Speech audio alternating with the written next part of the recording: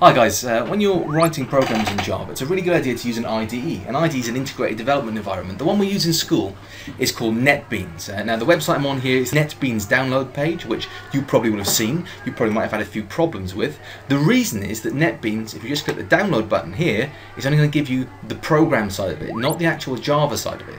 So what we recommend is moving your mouse just down here a little bit to this part, the JDK with Netbeans IDE, which will take you to the website of a company called Oracle, who own Java, where you can download here the Windows version of Netbeans with Java installed. It's a simple installation, a couple of clicks, and what you get is your Netbeans IDE running perfectly. Okay, we're going to quickly take you through in this tutorial how to create a basic Hello World class. Netbeans is straightforward. It's structured just like a Windows environment would be, something like Word. So to create our new class, what we're going to do is we're going to go File and then New, and we're going to use New Project. When we click on New Project, it's going to open up a few things for us. We're going to include it as a Java, and you want to select a Java application. In here, we're going to give it the project name. The project name becomes the name of the folder and the name of the main class, and we're just going to call that Hello World. If I can actually spell correctly, there we go. Finish, and that's going to create for us a little project called Hello World. With that class, what it's going to do is create the folder so that each additional file we want to do is going to be saved into the same folder structure. And if we get to a bigger application, something like Minecraft, which is really quite substantial, we're going to have a lot to it. Now, when it comes up on the left-hand side, we're going to have projects. We're going to have like the files that go along with it. You see here, we just got thing. We click on it. We've got Hello World. Here's the libraries that are part of it. Here's our source packages. That's our stuff. Hello World goes in there. On the second bit here is where our code is, and we're just going to talk quickly now about what these different parts of the code mean. All the code goes in here, and the code, you know, is color-coded because that's what the IDE does to help us with it. Initially, there are a few things the program has to know to get it working. We won't talk about that just yet, but the main part of the program is this thing called a public class. A public class, if I click on the curly braces, shows me what that contains. The first curly brace and the bottom curly brace being color-coded, and everything inside of that is this class. A class is pretty much your entire program, all the code, all the instructions in it to get your thing to run. And it's called public because it is open. Any of the Java program can access any sub-function you've written in there. Yeah. The main part of our program, though, will always be written within this part, the public static void main. It's called main because it's the main program, and it's the first thing Java will run once you click the play button at the top. Yes, Java will basically look through all this code.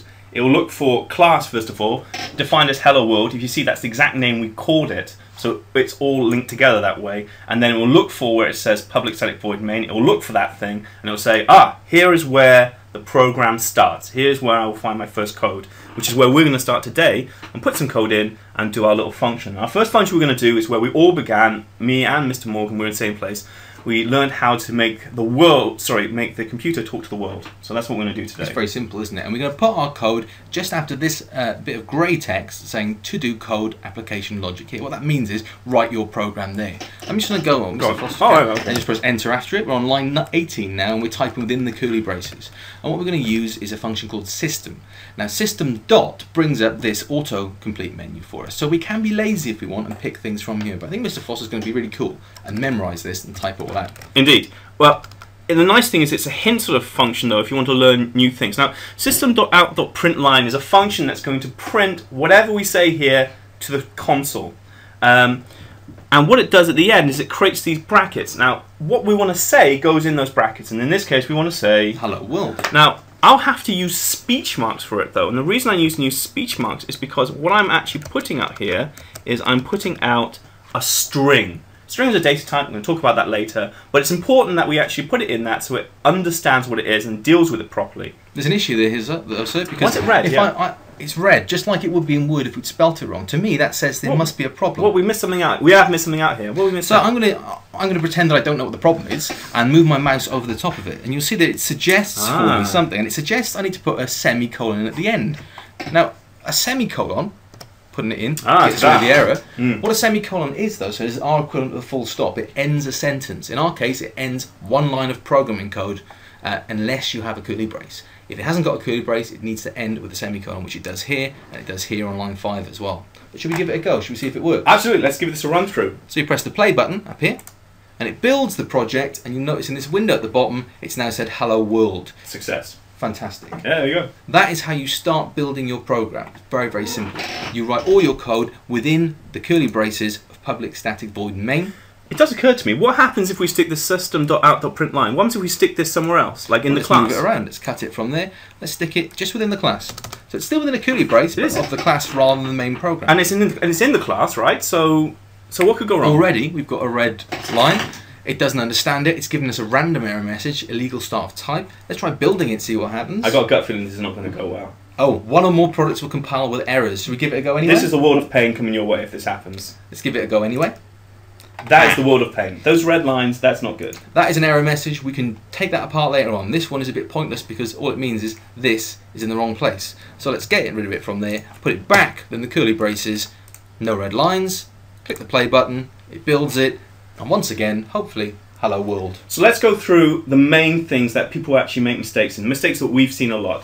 Not putting a semicolon at the end. That's the equivalent of not putting a full stop at the end of a sentence. You not putting the semicolon there will make the computer fall over. But it's important to remember that it will go red if that happens. And the other mistake, sir? The most common mistake is probably not using capitalization properly. Look at ours. We've got a capital S for system. Everything else is in lowercase. Yes. There is a reason for that. The system with a capital S is a pre-built command. If you put a lowercase s, the computer won't understand it. That is a common mistake. I mean, and you can see here, all system, it's a class that it's using. You see where the other place you use a capital is hello world, which is the class we've made. Every function, like if it's a declaration or if it's like main or something, it's a lowercase. And like, I mean, I don't know how many hours have we spent going around looking at capitals. Don't be that guy. Don't be that guy who gets the capitals wrong.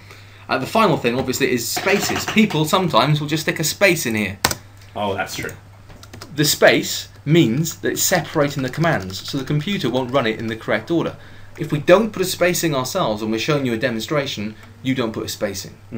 I think that's all we need to do. What you need to do is go away and try some of the exercises we provided for you. There should be a couple in the folder.